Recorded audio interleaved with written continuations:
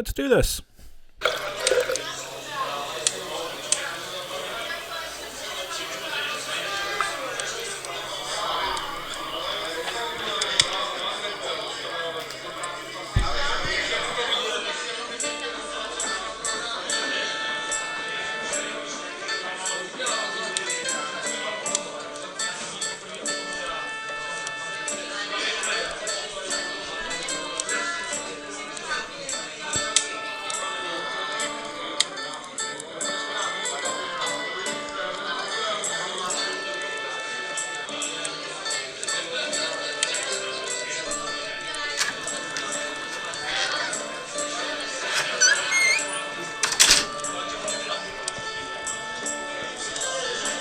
Welcome to my tavern.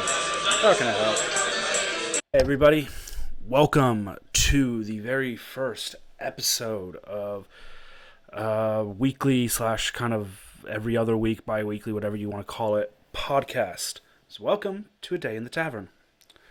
This is the start of what's going to be podcast is going to be doing a lot of talking about like different geek and nerd-based things. This is becoming a massive thing in society now that people like nerds and things, not nerds, but geeks are coming out of all the woodworks, and a lot more people find out that they're actually a very geek personality now, when they probably didn't think they were like 10, 20 years ago.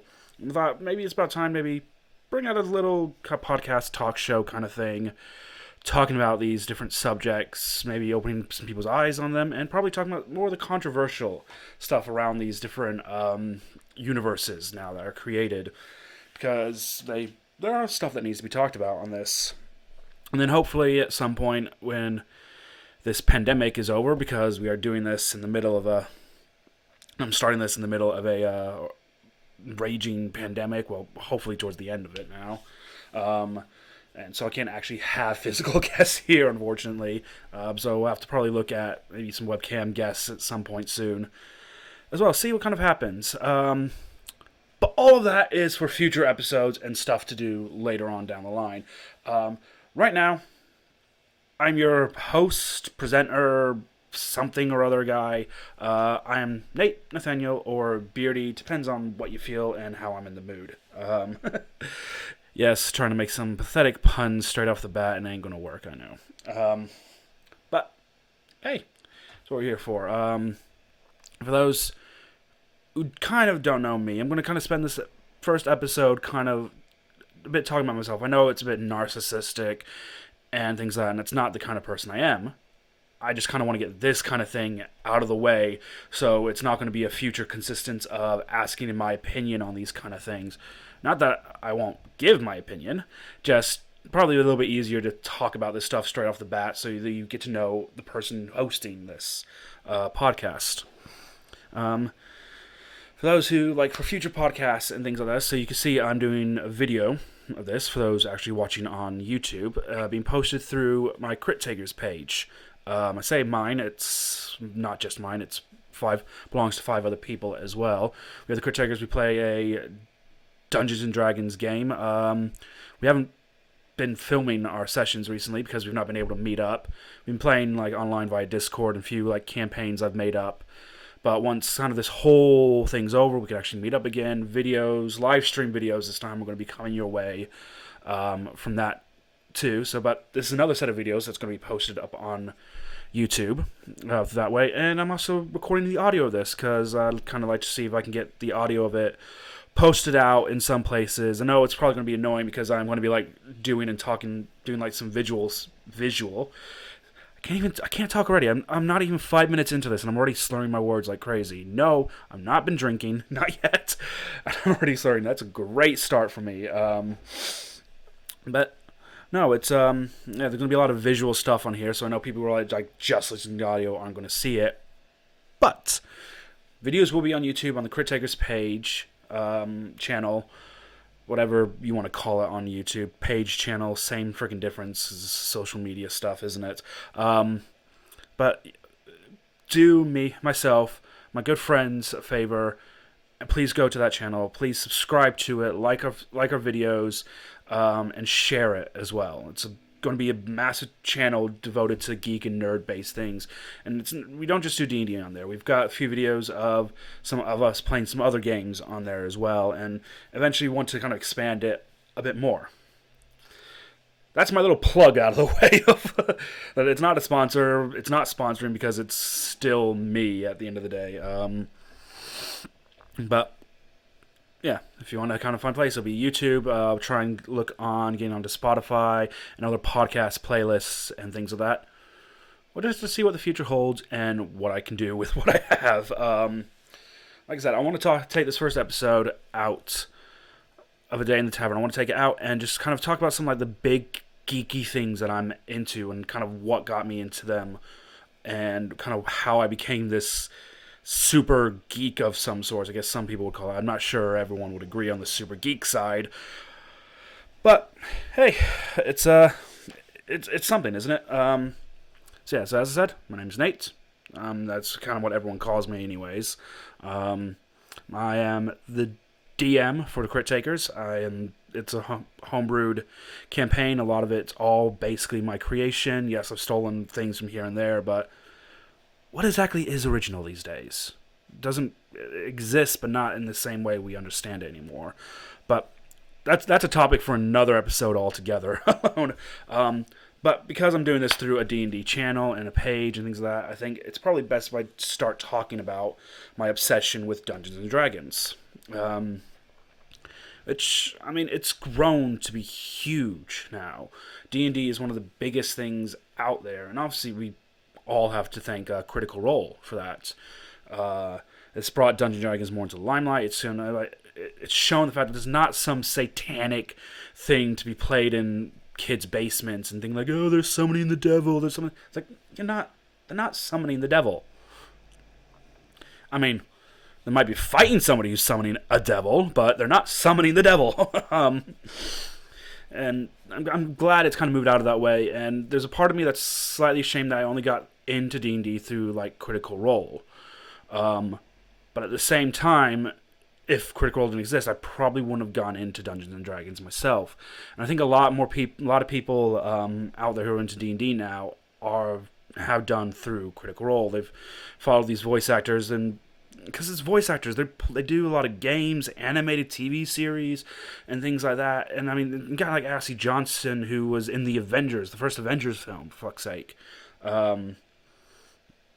So yeah, so it's like it got to that point of, okay, yeah, we know who these people are, and they're playing this game. Like, oh, watch one episode, see what you think, and one campaign out of the way, 120-something episodes into the second campaign, yeah, we're all hooked now.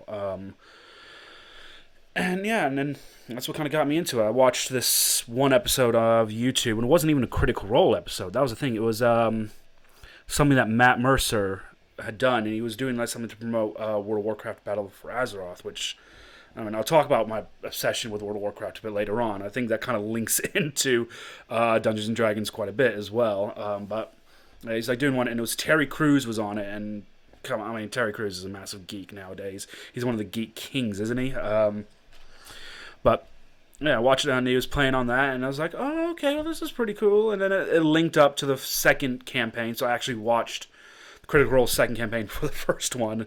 I know some people would be like, oh, you shouldn't have done it that way, and then I was like, well, that's kind of how I did it, and yeah, that's how I got into it, and I love Dungeons & Dragons now. It's one of the best games I think I've ever managed to pick up and start playing, simply because of how creative you can be with it. I mean, you get your RPG games, and you get these things like, oh, here's your character creation, but here's your limitations on what you can do. It's like this, and obviously it's a game. It's like you can do anything you want, and it's like, well, you can't. It's a game. There's only so much room they can have on this game for character customizations and things like that. So you're very pigeonholed on what you can do. I'm not saying it's a bad thing, but at least like D&D, you have so much more of an expanse because it's all in your head. It's all imagination. So you can literally morph your character to however you want it to suit your kind of style and need and how you want it, and it's brilliant. And because there's like a lot of homebrew games, so the DMs get to create this world, or they take an existing world and run a special campaign through that. It's brilliant. When you're playing a game, it's what that person has done. It's what someone's already made up, and it's very linear. You have to kind of follow that path line. I know, like any other World of Warcraft players probably know, well, it's not so much linear in that kind of game. He's like, you're right, MMOs don't have a linear structure half the time. It's very much, well, you can go off and do this, do that, and then eventually come back around to doing that. Or if you play some games like the Witcher games, and you just do the side quests for the first 4 or 5 hours, and then you boss your way through the rest of the game because you're so high leveled at that point, kind of thing.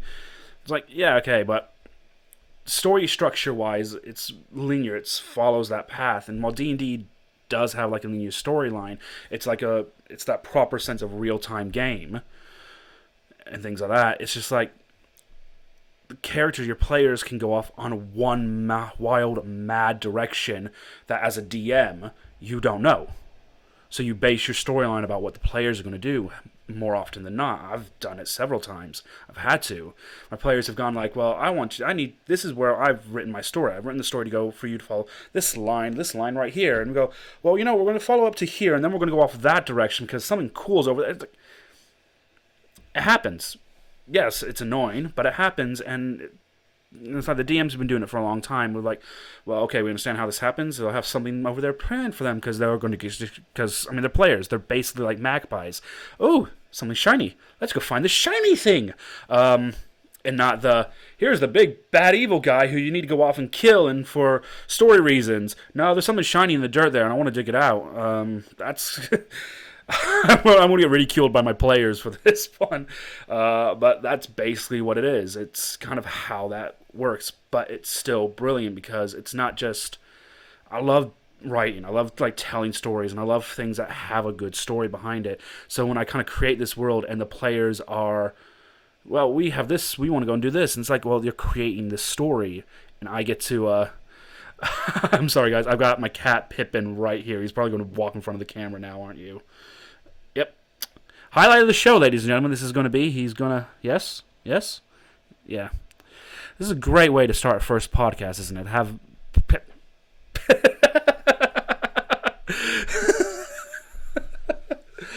How far are we? We're 11 minutes into this podcast. I've started recording. And Pippin is... Oh... He's a cute little fluffka monster, but I don't think that part is the cute part about him. Yep, broken down, not even 15 minutes into the podcast, broken down again. Right, where was I? I was talking about Dungeons & Dragons, players creating a story, creating a really, really good story. And that's kind of what I absolutely love about it. It's a story that, I mean, for my team, it's like 6 of us get to tell this story. And I think D&D should have been more popular like ages ago because I think more people knew its understanding and didn't just label it thanks to the Christians, and that'll be an episode in itself, Christians' demonization of geeks. That'll be a freaking good episode. Definitely want to get some friends in for that one. Be a big like roundtable discussion of why the Christians are bad people. For that, I don't want to get political. I don't want to get too religious with this podcast, though it will probably slip out occasionally, more often than I'd like it to. But I grew up in a Christian family. I'm not a Christian anymore. I left that religion behind because it was a lot of hypocrisy in that religion, and I know any of my family who are going to end up watching this podcast and see this point, don't. I will win the argument, and you know I will, so just don't. Sorry to kind of get that serious point. I'm now pagan. I've got like a different lifestyle, way I live my life, and things like that, and it's just like Christianity kind of... It's just wrong. I'm not going to spend any more time talking about that right now because it's not what I wanted this podcast to be. I want to go back to D&D, but I do have to talk about it a little bit. Yeah, I can't talk, apparently, either. It's great. Let's do a podcast where I'm talking for an hour, and yet I can't even get a sentence out properly without my tongue going... I have a drink, though. Hello. But, yeah. I mean, I wish D&D was more popular when it first came out. I know my dad used to play it when he was in college. I know because of how some people kind of looked at it and branded at it, it was like, well, this is a dark thing. This is seem cult. Most of the things I'm into get labeled into that. It's kind of weird when you kind of look at it. I mean, I'm obviously a pagan. I've gone back into a religion that's older than Christianity itself. I'm big into rock. I'm into metal. I'm into that side of music, which for years, and it still even is most of the time today, labeled as satanic stuff. And it's just like, have you actually listened to any of the metal? Have you actually listened to the lyrics and heard what they're talking about? There is a genre of satanic metal. I don't listen to it because I don't like it. Funny that, isn't it? But no, moving forward and things like that. So this is how it was.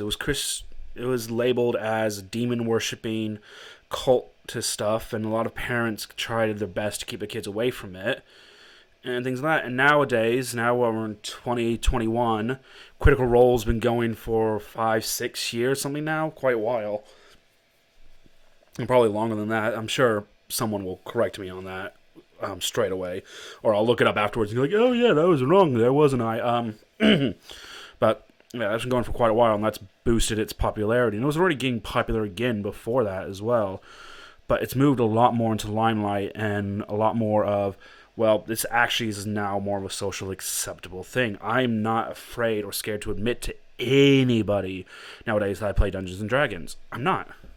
I enjoy the fact. For me, it's someone who I enjoy writing, I enjoy creating, I enjoy the sense of just playing this out. It's like, for me, we play Monday nights, and that's 3, 4, maybe 5 hours, depending on what happens in the session, where I can just turn away from the real world for a while and just enjoy spending time with some of my friends. And while we're not recording at the minute, when we get back to, it'll be something that we will be able to share with all of you people as well. And I love that idea that that's how it can be done. I mean, don't get me wrong, I'm sure not everyone wants to record their D&D sessions for different reasons, but I love the fact that so many people do, because it's a little window into a world. And it's like watching a TV show or a film or things like that. So I don't think people don't get it. It's like, well, who would sit and watch this D&D? People are like, imagine like you read a book. You read a book for days on end. I mean, if you're like people who like my mom, who just can quickly get her way through books, I mean, it doesn't last, like a book won't last a day kind of thing. But it's that same principle. It's like you're reading this book that someone's written. You don't know what's going to happen, but you're going to read it, and you think, and your mind comes up with the scenarios and pictures of what and how it's happening. The only difference is you're sitting and watching a group of people sit around a table playing this, and then you have miniatures. I mean, you can just see in the corner here. I mean, this was last night's session that we were doing, and this was the fight scene they had. They had a fight in a wooden cellar of a tavern last night. And I had that all set up, and that's one of the things I like as well. Is you got these maps and the minis and things like that they use, and it's such an immersive thing, something that you can just put your whole heart into.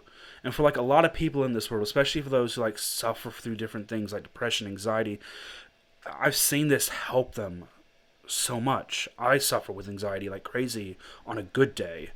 I have my moments where just like dealing with the outside world isn't a thing I'm going to do. I'm going to stay inside. I'm going to just be here and just kind of not cower, but just like the thought of it gets to me. And then playing Dungeons and Dragons, I leave that behind. Mentality-wise, I leave my anxiety. I leave like the shit that goes on in my head behind, and I get to focus for a few hours being with my friends, playing a game, and I get to, because I'm the DM, I get to enact and personality and make life these characters in my head. And I know that's kind of like a weird way to say it, especially when you kind of like deal with things like multiple personality disorder, but it's something that I get to do. It's something that I enjoy doing. I just wish more people can kind of get into it as well. It's just something that is brilliant.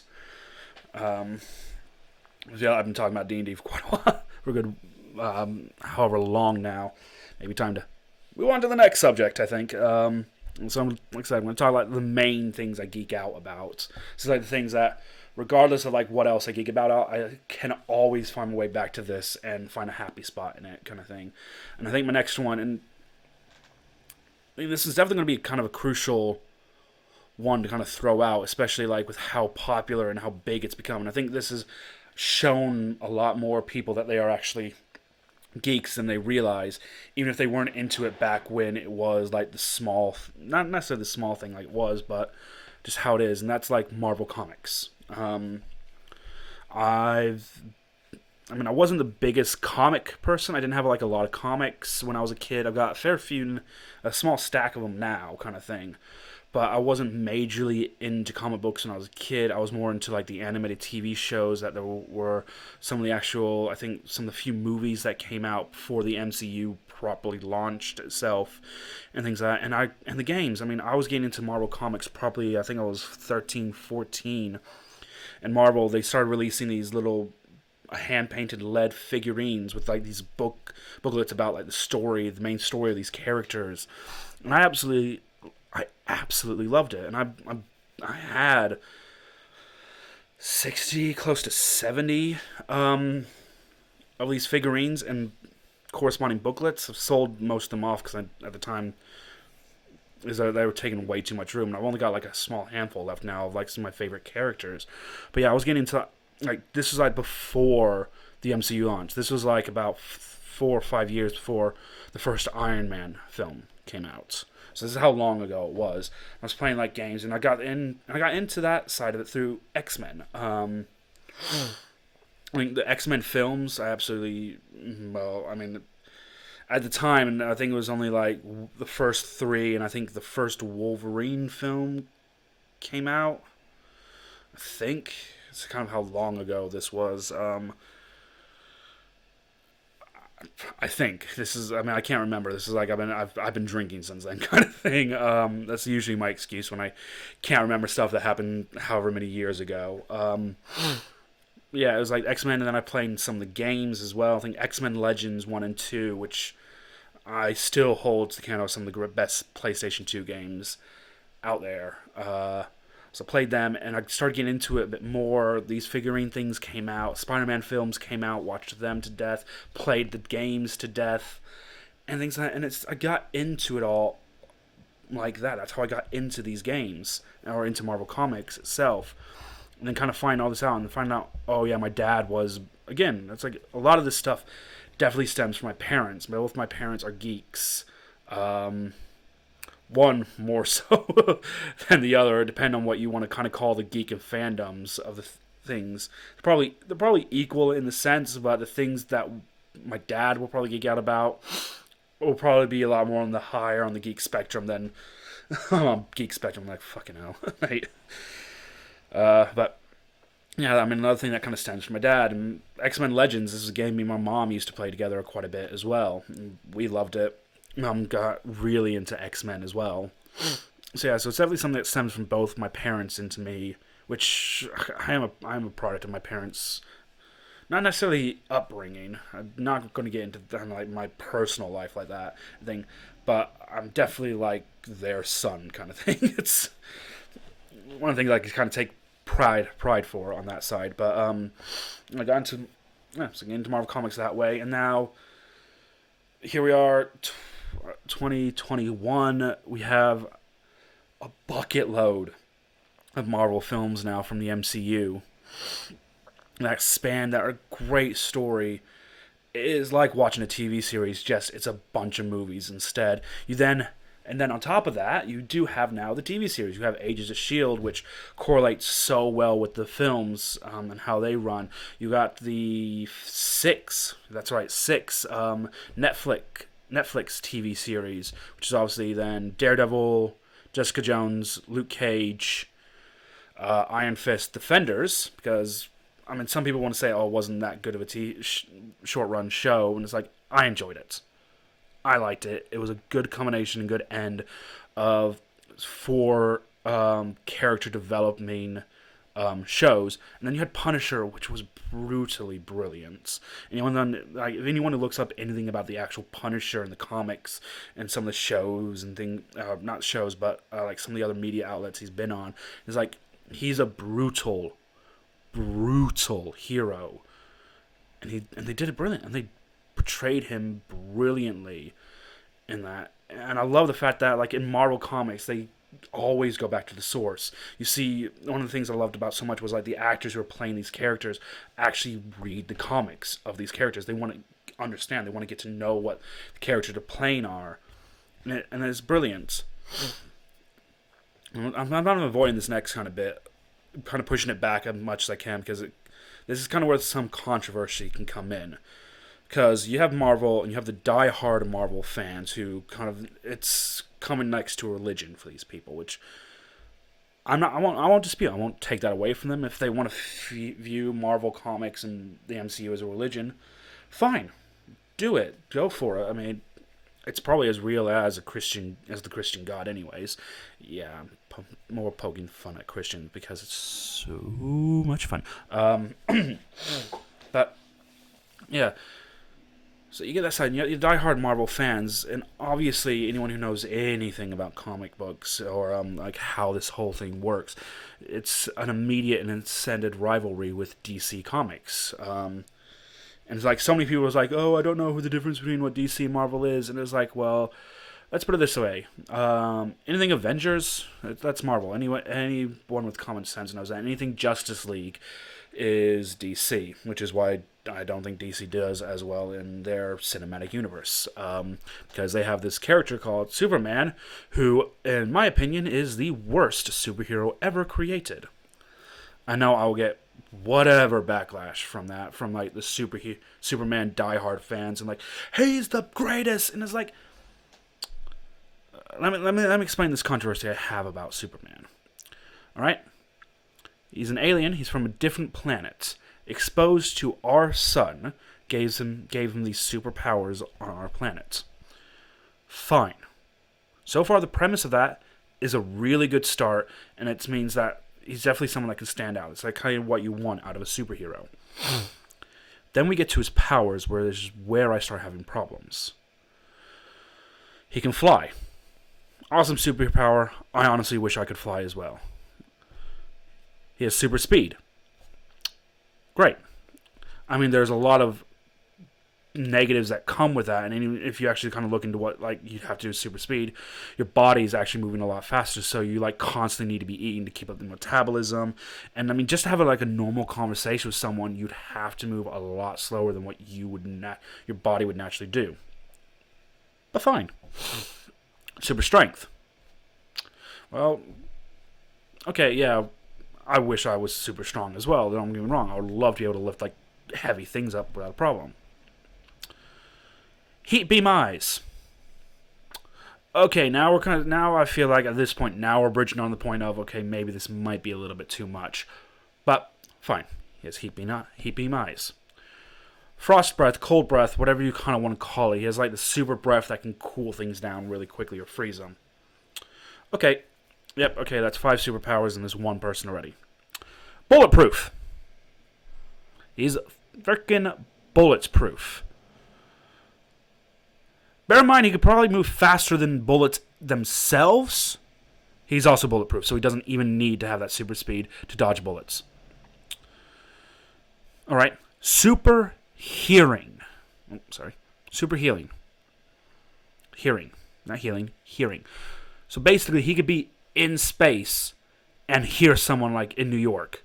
They're like, okay, bear in mind if you're actually in space is a vacuum, there's no noise in space. There's no atmosphere in space to make noise.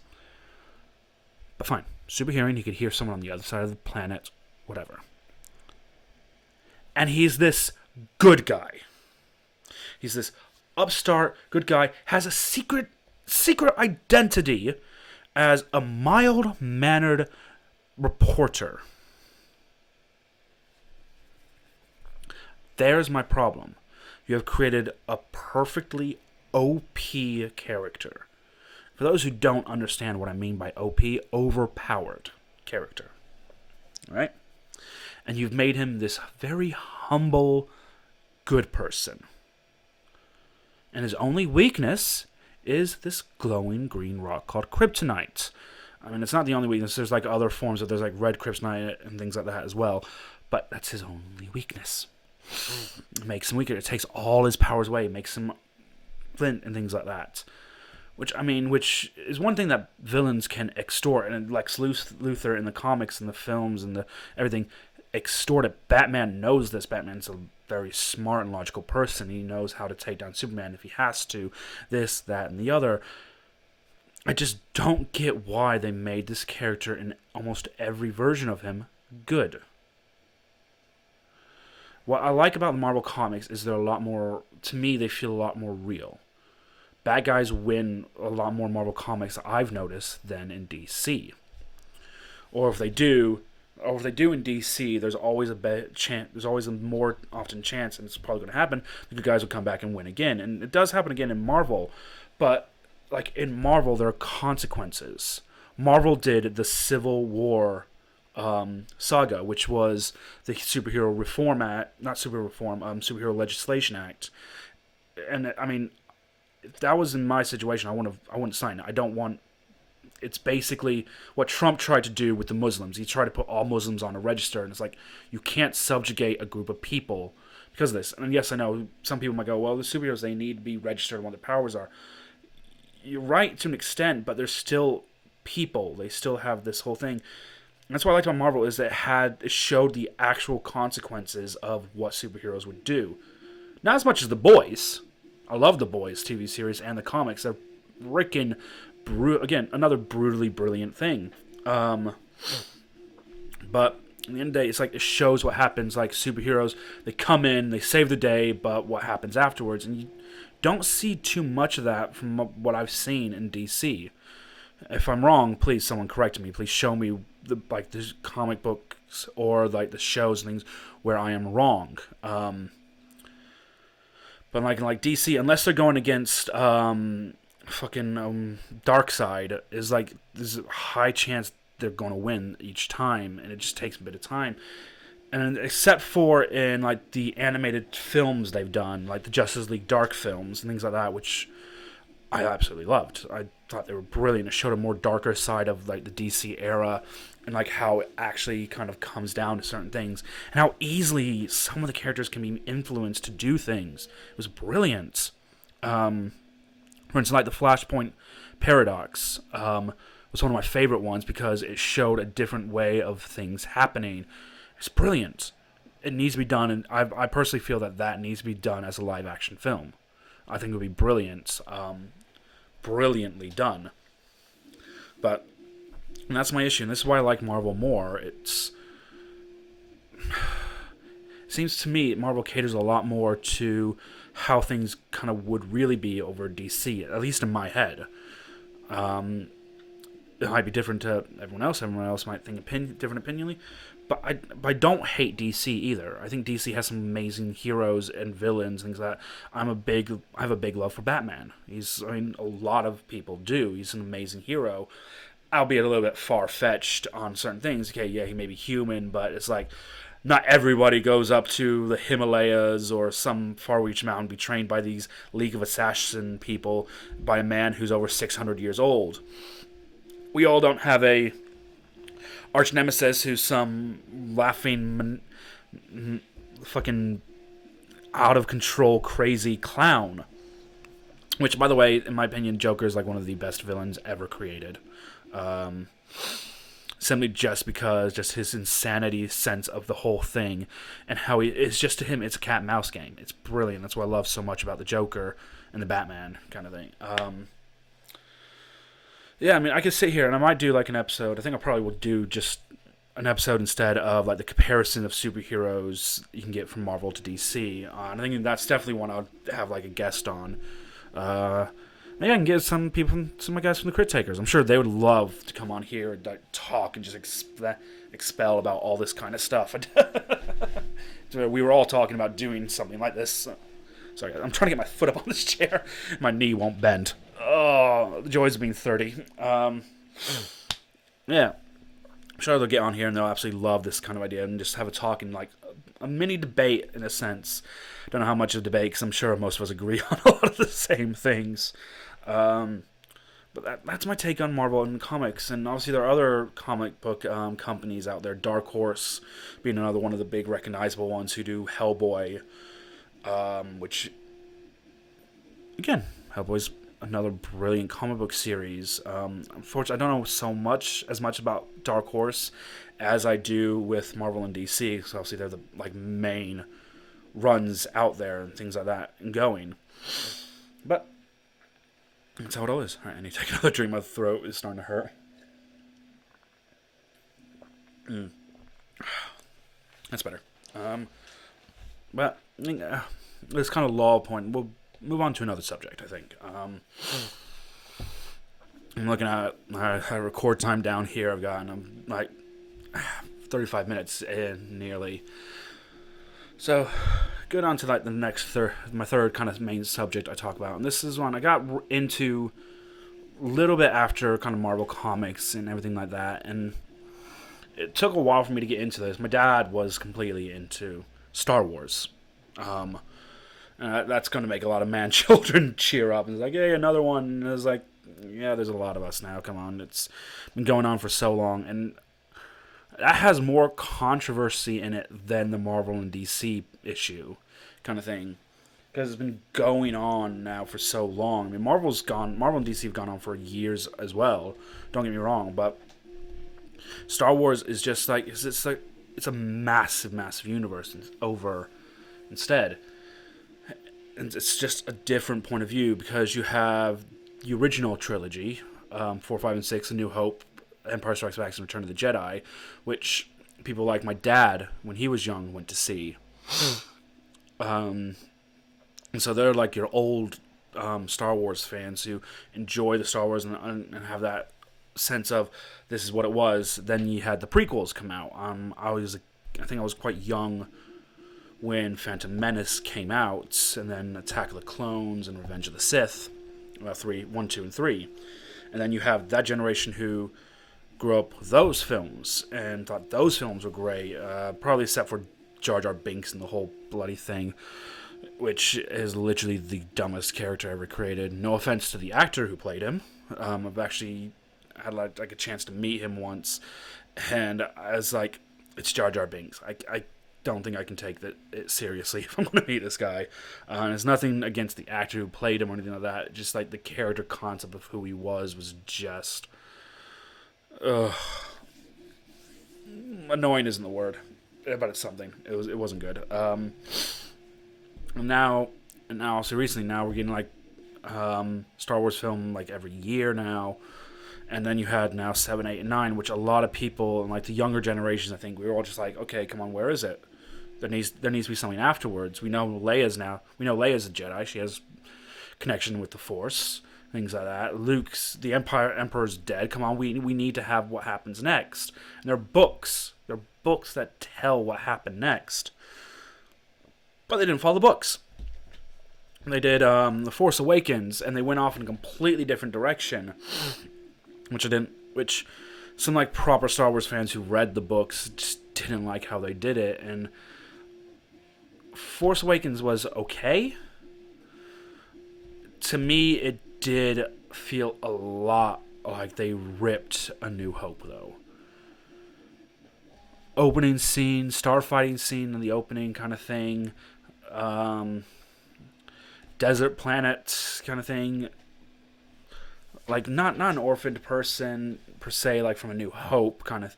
In New Hope, I was orphaned. Rey was orphaned on Jakku, and this, that, and the other. And it was she found a droid who had these secret plans for something, and then there was this big planet destroying space station, and they just made it bigger because hey, we have more money. We could throw more money in the budget for this kind of thing, and it just copied it, and then it's oh, we have to infiltrate it and just take this down and get it done and through, and it's and I said this, and a lot of people agree with me. It's The Force Awakens is just A New Hope what's the word? Reboots. It was reboot, although it was still in the same canonical storyline. Then The Last Jedi, which there are some really, really, really good parts in it. Don't get me wrong. But it was in general not. It was a terrible film in general. I mean, I love Mark Hamill. I think he's one of the greatest actors and voice actors in existence. And I loved his the fight scene they had with him against Kylo Ren, or Ben Solo rather. I thought that was really brilliant, and like a bunch of other things that happened and that were really good. But all in all, it was just like you could just tell that it just wasn't. It just wasn't. It wasn't. That's it. There's nothing else. It just wasn't. And then Rise of Skywalker, episode 9, which I enjoyed. I did actually enjoy all of it, except for like there's a couple of parts or a couple of things in it that I just like. I can't deal with this. I can't deal with how they did it. And one of them was, and spoiler alert, by the way, people. I need to kind of get myself into saying that quite a bit because I probably will spoil a lot of things in this podcast for people who haven't watched certain things. But I'm going to put spoiler alert now. I'm not going to say it again for the rest of the fucking show because I will be saying shit. It's now up to you to realize that if you're going to carry on watching this, I might spoil something for you. And this is now me telling you I'm probably going to spoil it. So now you carry on at your own risk. So we kind of go from... So Rise of Skywalker. Some of the bits I didn't like in it was... like when Rey meets her darker self. And she has that lightsaber where the blades come out the same side. And then she flips open to be a double-sided lightsaber. And it's just like... why? I know that's not really a story piece criticize, but something I'll criticize because it's pointless. What is the other point of doing that? I don't see the point in doing that at all. You want to look menacing. It's just like when we first saw the first double-ended lightsaber with Darth Maul. That was cool. Darth Maul is an amazing character. And then, we'll have one that you can fold up, and it's like, that I kind of dropped out with that bit. And the other main bit I didn't like was the very end when it says she's Rey Skywalker, and it's just like, can we just move? I love the Skywalker saga, and that's what needs to be called in it. But I like it a lot more, when Star Wars tells stories that have nothing to do with the Skywalkers. Have nothing to do with Anakin or Luke or Leia or whatever children they might have. I love that because there's so much more to Star Wars, and I think this is where I get some of the older people kind of get annoyed about. That's what Star Wars is to them. It's the Skywalker stuff, and it's like, well, you remember there's hundreds and hundreds of years of history before Anakin. There's a history of the High Republic and the High Order of the Jedi, which would be amazing stories to put into TV shows or a film, and there are games about them, for fuck's sake. There are games about it, like you got Knights of the Old Republic, which is an amazing game. And I think one of the more recent ones, one TV show I really enjoyed, who I know one particular person who didn't enjoy it, The Mandalorian. And yes, what I said a little bit ago about spoilers, prepare for that now, because I will talk about certain things about Mandalorian. So if you've not watched it or haven't finished the second season, spoiler alerts. I know I said I wasn't going to say it again, but I get the feeling that some of you may have thought, oh, no, he won't do any more. It's like, no, I'm doing more. I'm going to do more spoiler alerts, so sorry.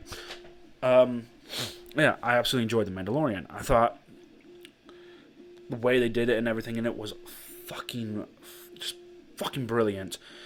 Bill Barr in it, I love him as a comedian, and him kind of playing this character in it, and him, when they come across the character again in the second season, and how you kind of see his character growth development straight off the bat, and how it's just like he remembers this thing of being part of the Empire once and why he left it, and it's like, it's a brilliant piece of storytelling.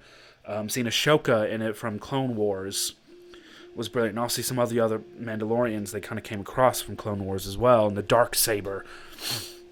But of course, anyone who watched it and enjoyed it loved the very end of Season 2, when Luke just shows up and obliterates, Darth Vader style from Rogue One, that entire group of those freaking neon invincible droids.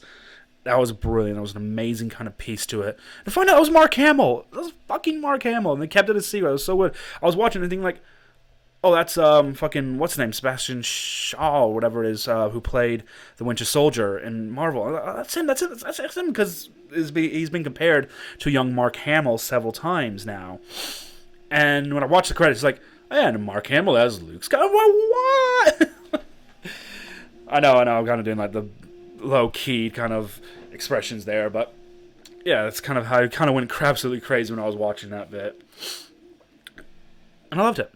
And I absolutely loved it. And the person I talked about earlier, and kind of shaming this person a little bit, is my dad. My dad, and I get why, and he's explained why. He didn't like it. He said there were certain parts he thought were really good in it and done well, but he explained to me why, and I get why. I get why some people may not have liked The Mandalorian or certain Star Wars things, because to them, Star Wars is Jedis and Sith. That's the cliche of what Star Wars is. It's that thing that makes it a different sci-fi from all the other different sci-fi things out there. And I get it, and I understand that side of it. And I mean, I jokingly argued back about it. I think my dad knew I was kind of making a bit of a joke and prod about it, but it's stirring the pot kind of situation in that what I was doing a little bit. Bad on me, I know, but I couldn't help myself. But I just stirred the pot a little bit with my dad and go like, well, you had Guru, the baby Yoda, who's a Jedi in training. Ashoka turned up, and obviously Luke Skywalker at the very end. And he goes, yeah, but... And my dad gave like these list of arguments. So I like sometimes argue with my dad. He's like, he's one of those people who just backs his arguments up with all these facts. And it's kind of where I get it from as well. I'll do the same when people try to argue with me. Like, if I have the facts, if I know the facts, prepare for a bunch of facts against your argument that are going to prove you wrong. Me and my dad have great, awesome fucking debates all the time about this kind of stuff. And while we do agree on a lot of things together, it's quite nice because you get this, my dad, I get this awesome sense of opinion of, well, my dad looks at the world in a very different way. He always has done. And makes me look at the world a different way as well. And I think we need a lot more of that. We need a lot more people to kind of step back and go, oh, that's kind of what I'm doing with this podcast, actually, is I'm stepping back from some of my geek love things and going like, well, we need to talk about that, actually. For instance, like, I'm sure I will do like one controversial episode some point, delve more into Star Wars about Revenge of the Sith. I mean, you can get where Anakin kind of went off on one, killing, being kind of fed through the dark side's lies and this, that, and the other, and killed in like all the Jedi Order. But I mean, you get that one scene, and I'm obviously glad they didn't actually do a film scene of him doing it, but killing all the younglings and things like that. That's a controversial situation in Star Wars that it needs to be talked about at some point. Some people will be like, oh no, you can't talk about that. You can't, no. You can't talk. And I was like, we need to. You can't sweep subjects like that under the rug your entire life or for the rest of human existence kind of thing. And I think people need to realize that. And it's bad, yes. And I'm not going to sit here and say, yeah, I agree with what he did or anything like that, because it's not a good thing at all. But it needs to be talked about, and about how it creates a person. You have these shows, you have these movies, you have these things in life where you have this villain. Well, villains aren't going to be your Saturday morning cartoon villains, where they're just like maybe robbing a bank, something. I mean, still not good, but that level of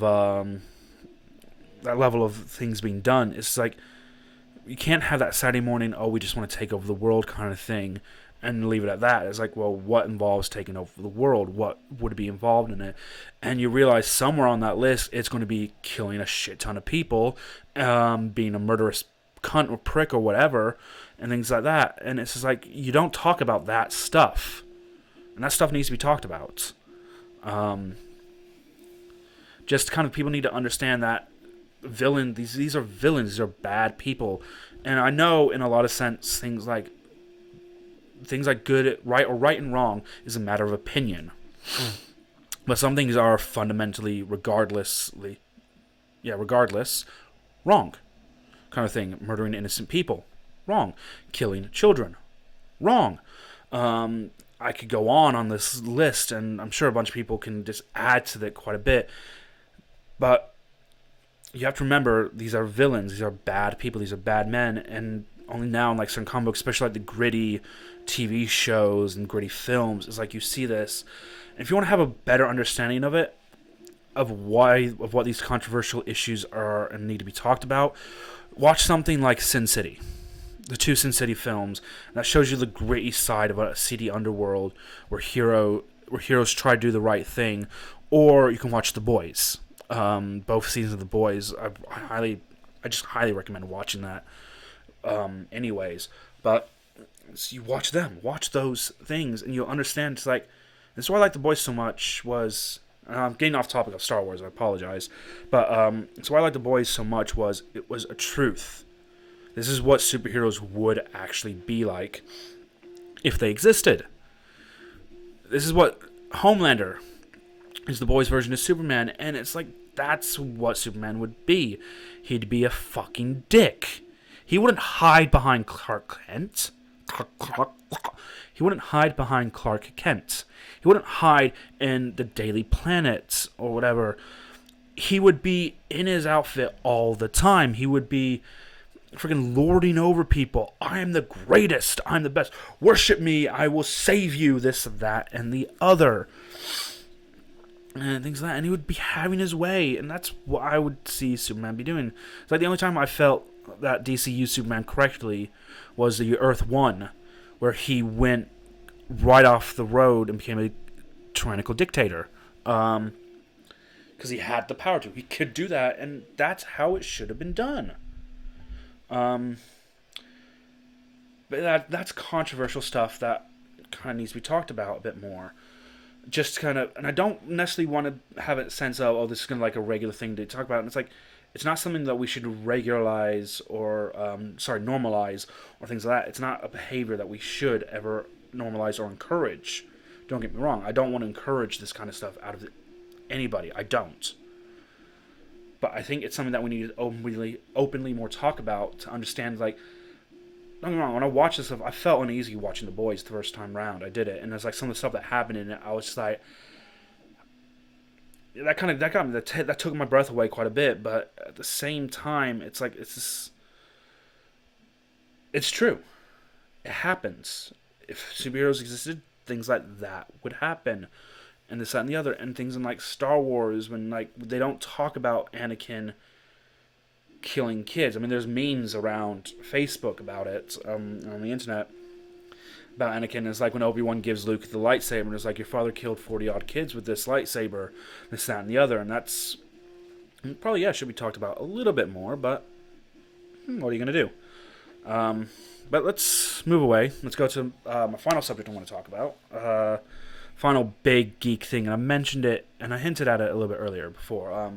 I am a massive World of Warcraft person. I've got the, where is it? There. Can't see the mic's in the way.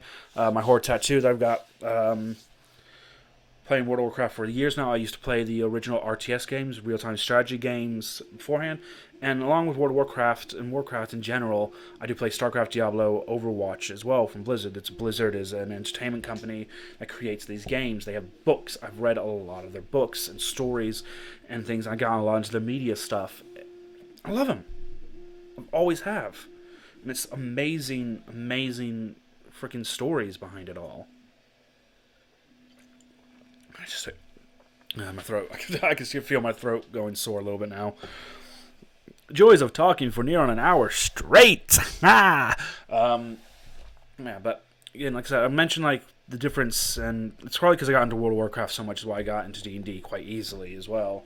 At least the way I did it. But there's that sense of, it's an RPG. It's a game you get behind a character and play it. And I like real-time strategy games. I like those base building games. I always have since I was a kid. And that's what I used to play them. I used to play them a lot when I was a kid, growing up. And now I play them a lot. I got my own kind of like a lot of Blizzard stuff, and different things like that. And it's,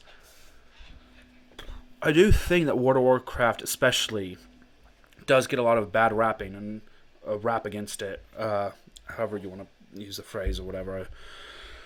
I don't know. But it gets like people like announce D&D. It's like, oh, okay, well that's kind of interesting. I play World of Warcraft. Oh, um, don't get me wrong. There's a lot more World of Warcraft players out there than most people will know about, kind of thing. And a lot of good friends of mine are World of Warcraft players as well. And some people you'll look at and be like, "Wait, you play World of Warcraft?" And it's like, oh, "Okay, then." And it's like, it's a game you can sink into. And when I first started playing it, it's like I avoided playing it for so long.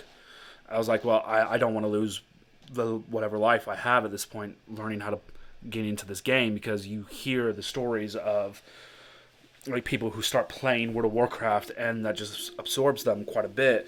8 years later, you see them however many times bigger with a belly, friggin' neck beard and shit like that, and it's like, I badly built a shitty stereotype of, well, that's what will happen. Here I am, been playing World of Warcraft on and off since I think Cataclysm, which, oh man, I'm trying to think of that. It's probably 2010, 2012, I think. I'm sure some other diehard Warcraft fans will happily see that. In truth, they will probably be fucking angry and be shouting at me, going like, "It was this year! This was the year it came out!" Because that, but I've been playing like on and off since then. And yeah, I didn't lose my life. I come off it more often than not. I'll spend like 4 or 5 months away from Warcraft, and then I'll jump on for about a month or two, on solid, because to me that's how it is. I play the game for the story. I don't play it so much just to build my shaman up, because I'm a shaman character, and you can see Horde. I'm an orc shaman. For those who are interested in knowing what my main is on there, I do have alts. Everyone does. But I don't play him as much as my main because I like my shaman. Yeah, I go back to that, and he's built decently, and this, that, and the other. But I go on it because it's a story. They keep doing all this story stuff. So when patches come out, when the next patch comes out, because the latest expansion came out not too long ago, and I do kind of need to kick my ass in gear about it a little bit, get back into it, and start actually building up to some more of the story stuff, because they're releasing more story content again already a few months after a couple of months. But yeah, I played when the last expansion came out end of November last year. I blitzed my way through all the story stuff in the matter of 3 days. I think not even that, actually. I think I blitzed the story stuff in about a day and a bit, and then spent the next day and a half or so just doing other stuff. And I walked away from it for a little bit. I've started playing some other games on the Xbox. I've started working on some other stuff that I need to do, including this podcast as well. And I think a lot of people don't get. It's like people don't wake up with World of Warcraft. You don't wake up in the morning, spend ages playing World of Warcraft all day, break to eat, use the toilet, and go to bed. You don't do that. Especially not with that game. I simply know that because the amount of times I've burnt my head out after 2 days of playing Warcraft, and I'm just I gotta walk away from this. That's why I think it's a bit different from D&D. I could spend weeks on end right in this world, in my D&D world. I can spend a week on end creating characters, scenes, and scenarios. No problem, because I can detach from one part of it, and go to another part of it. World of Warcraft, it's hard to detach from one part of World of Warcraft because it's always kind of prevalently there, and you can't just the reason why I don't stray away from my main that much in World of Warcraft is I struggle to play the other characters. If I play my main for so long, I'm used to how my main's set up. Now I come away from my main, go off to one of my other characters, and it's I've forgotten how to play this character. I'd spend the next 20 minutes remembering how I've set this character up to play him properly. And then I go back to my shaman, and it's I've forgotten how to play my shaman now. I've got to spend the next 20 minutes relearning how to play this. And it kind of ruins the game a little bit for me in that sense, only in that sense. Like I said with Warcraft I have all the books upstairs, up in my room. I've read all of them multiple times. I absolutely love the story of Warcraft, and I love the fact that what a lot of people don't realize is Warcraft is a fantasy game. It's it is, but there's sci-fi elements in it. There are other worlds they go to. There's actual spaceships. One of the last expansions, we were actually in a fucking spaceship.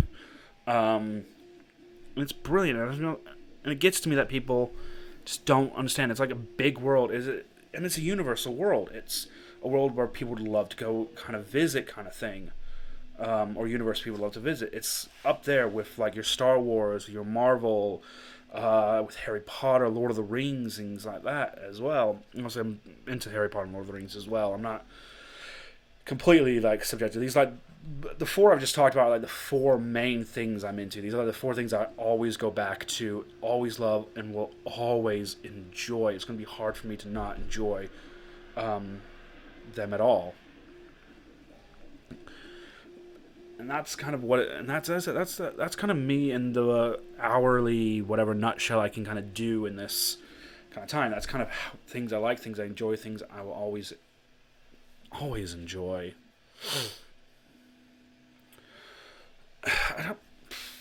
I don't know what else to say on that front. That's it. That's kind of it. I wanted to get this out of the way. I didn't want to have to spend ages on a sense of, well, okay, you're going to learn about your host through several episodes. Well, no, here's the quick and snappy version. Here's the synopsis of who I am and what I kind of geek out about. Don't get me wrong, there are other things I geek out about. I've already said, like Harry Potter, Lord of the Rings, Pokemon. I grew up on Pokemon. I am a kid of the 90s, so I did grow up on things like Pokemon. I didn't mention like StarCraft, Diablo, and Overwatch from Blizzard as well. Absolutely love them as well. And there are other things out there. There are other geek and fandom things. I'm Supernatural obsessed. Supernatural is my favorite TV show. And while it's now ended, season 15, with the most perfect and sad ending you could ever kind of want from it, I still love it. I'm obsessed with The Witcher. I've read most of the Witcher books, played the games, and watched the series. It was really good. And there are other things, Assassin's Creed and stuff like that I absolutely enjoy as well. And it's not, you can't just say that you're a geek on this and that's it. And it's like it doesn't work like that at all. You geek out about a lot of things, and you might as well start making these geek resumes, I think, for like a geek dating sites and shit like that. I'm sure there one or two exist. I reckon I've seen them pop up on my Facebook account before. Oh, check out this geek dating site, and I'm just like, oh, nah. Not the biggest fan of dating sites. But yeah, it's have these geek resumes, and so you can just find out if you're going to get on with this person, or maybe like if some place is hiring like some geek, we want to hire like a geeky kind of person for this, that, and the other, and it's just like, okay, well, let's see your geek resume. In the unlikelihood that will ever happen. But an idea. Let's end the show by me showing you all what is behind me. All right. Obviously, if people listen to the audio of this, obviously understand that. Sorry, you can't see this. Please go over to the YouTube and actually watch this part so you can see, so you can have a bit more visual representation of what's behind me. But I'll take the mic, and I might actually bring the mic here, and I'll bring the camera closer. Oh no! How unprofessional of him! He's moving the camera during recording. Oh, shut up. This is my podcast. I can do what I want. So, this here. Oh, I can't even get my chair into the. It's the problem with having like a big chair like this, isn't it? And stuff all over the floor, apparently. Let's move this side. You'll probably see a bit better, except for that. So, fuck it, I'll stand. I'll stand up. You can see how fat I am. And I'll stand up. Stand up. Shift the camera up a little bit. That will do. So, this is going to be my background scene, ladies and gentlemen. It's going to be the background scene I'll be using when Crit Takers eventually gets back together. And I think it kind of sums up a lot of my geeky side quite well, if I do say so myself. Obviously, the first thing... Oh, the lights aren't on. I gotta turn the lights on. Yeah. I mean, it blurs out in the middle completely, but yeah. The first thing you guys can see, ignore the shirt, is all the pirate stuff. Massively into kind of pirate stuff, pirate lore and pirate era things. I don't fully geek out on it, but I know a lot about it. I enjoyed like the TV show Black Sails. This is really good. And this whole stuff, me and my friends every year about mid-late September get together, we go out for a massive pub crawl around Bury St Edmunds here in England, dressed as pirates, games galore. We've raised money for mental health institutions, things like that, to help with people like mental problems, or I say mental problems. Obviously, I'm not trying to judge on the mental problem side of it all, but just like to help like people overcome them and kind of get the care they might need for it. The other probably first things you're going to notice, I'll move this way so you can see that. I'll try and get the mic. See one of my 3 drinking horns and my Viking axe, because I said I'm a pagan. I do have Norse descent ancestry, something I do actually know about and have found out. And I just have a penchant and love for Vikings. From that, we got dragon heads, one of the many I have dotted around the house here. Lich King sword from World of Warcraft. You can see a little thing from an animated TV show called Seven Deadly Sins there. I do like anime as well, to an extent. There are some that I feel cross the line that I won't want to cross ever. Now we get to this lovely top shelf of things that we have here. We got hidden away kind of over there, a couple of Pokemon, some Warcraft and stuff there. A little statue of Odin. I'm a pagan, duh.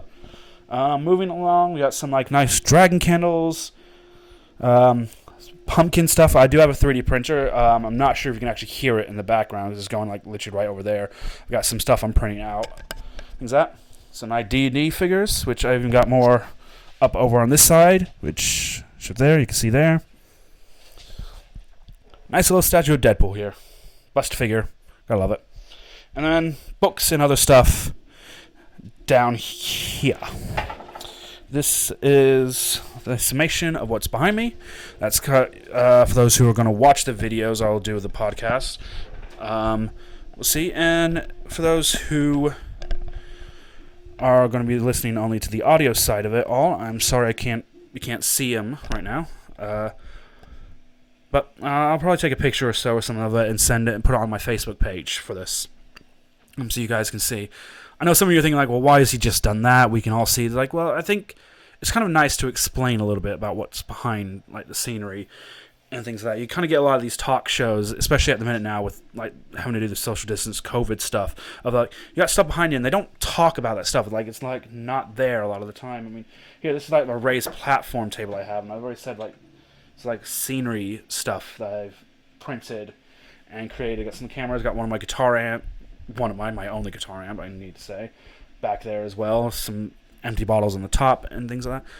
And it's just like, I want to talk about what's there because I don't want you guys like spending like these podcasts watching me, for those who are going to watch the videos of this, going like, well, what's that behind him? I want to kind of know what that is. Might do some close pictures and things like that, but that's what it is. And I think, if I can set this out straight, push that back a little bit. Haven't set everything back to where it was. Just fucking great. This is, don't move the camera, Nate. Don't move the camera. But yeah, that's it. I think that's it. I don't think there's anything more to talk about. I'm looking at the recording time I've got down here so far, and that's gone over an hour now. So I've been talking for a good hour, which is probably why my voice is starting to hurt a little bit. But I think that's it. I think I've done my first podcast. Wow. Wow. Thank you, everybody. Honestly, utterly thank you for coming by, watching this, listening to this, when I can actually get the audio out onto whatever service places that will kind of take podcasts like this. Thank you so much. Please, whatever platform you're listening this onto, please like it, subscribe to it, share it for me, please. Go over to my Facebook page, A Day in the Tavern. It's not quite finished yet, but it's up there, and I'm trying to get like some attraction and kind of numbers up for it, ready for when I can just kind of release some of the pictures and things I'm going to be doing for this. Please go over to like that. Please follow me. Please, just if you have suggestions as well. All right. I kind of put this together, not in a rush, but it's something I want to do. But I would like to have like stuff to talk about. So I'd like to kind of know what you guys would like to talk about, or like to openly talk about. So if you go there, if you go to like A Day in the Tavern, I'll constantly be putting up posts up and things like that about like possibly different subjects and things like that, and kind of bring up about like maybe times or different fandoms that might kind of you want to kind of see touch up on it, or Hundreds of things. I will have guests at some point. I would like to get my friends, all my friends on Crit Takers in, like one at a time, and basically grill them about their geeks and fandoms that they enjoy a little bit. And I got a somewhere behind me, I've written like this little questionnaire thing. If anyone's ever watched Inside the Actors Studio with James Lipton, he would at the very end he would like quiz these celebrities and actors and everything. This little questions, like quick fire ones, and I've got something similar set up. So we'll get some guests in and get that on them as well. Quick fire questions, and just kind of see what the answers are. But yeah, thank you for stopping by into the tavern. I hope you all stay well. I hope you all keep well. Don't forget, we're all important to somebody in this world.